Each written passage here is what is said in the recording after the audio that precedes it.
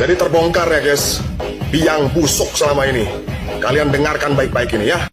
Baru sekarang sepertinya berani menyebutkan nama-nama itu. Iya. Nama-nama yang diduga terlibat ya Bang, Iya. dalam pemasangan pagar laut ini. Kenapa Abang sampai bilang baru berani sekarang untuk menyebut nama-nama itu? Memangnya kondisi apa yang berbeda sekarang dibandingkan dulu Bang? Jadi sebelum dijadikan PSN itu Proyek strategis ya, nasional. sebelum PIK 2 dijadikan proyek strategis nasional, itu situasinya buat kami ya itu mencekam. Mencekamnya gimana? Karena di daerah pesisir Tangerang itu sering berkeliaran preman-preman ormas-ormas yang mengintimidasi masyarakat. Ada beberapa kasus misalnya sawah-sawah yang dianggap ini masuk plotting, itu ditancapkan pelang-pelang. Oleh? Ya oleh kelompok-kelompok ormas-ormas ini. Nah ketika kemudian pelangnya dicabut oleh pemilik lahan, artinya yang punya tanah, yang punya sawah, ya beberapa diantaranya harus dilaporkan ke polisian.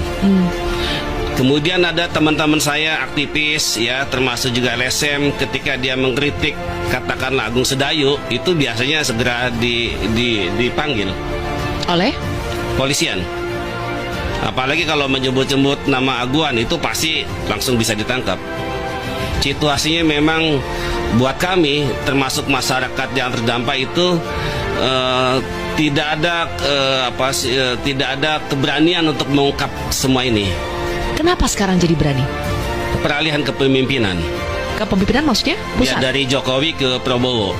Bedanya apa memangnya? Karena dari kepemimpinan Presiden Jokowi itu semuanya dikendalikan. Oleh?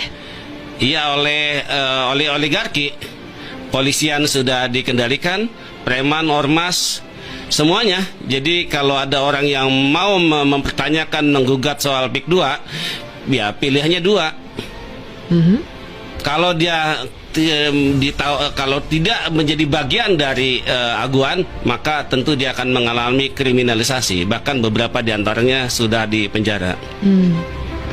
Dan ini sebetulnya Abang bicara begini karena melihat, mengalami sendiri, atau asumsi, analisa soal oligarki, karena ini sudah perubahan kepemimpinan, makanya sekarang menjadi lebih berani untuk mengungkap, untuk menyebut nama.